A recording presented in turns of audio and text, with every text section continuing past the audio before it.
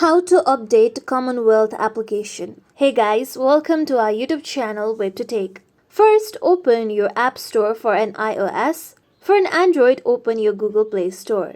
Here I am going on with my Google Play Store. Now here, tap on the search icon present at the bottom right corner. Then tap on the search bar present at the top.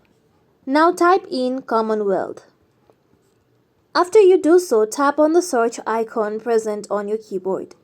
Now here you can see CommBank option. Tap on CommBank. Now if you haven't updated your Commonwealth application, then you can see update option instead of open. Simply tap on update option. Then wait for a few seconds till your application gets updated. Once your application gets updated, you'll be able to find open option. So you can simply tap on open option to open your Commonwealth application. And this is how you simply update Commonwealth application. Hope this video is useful. Please don't forget to subscribe to our channel. And if you like our content, make sure you like, share and comment. Thank you.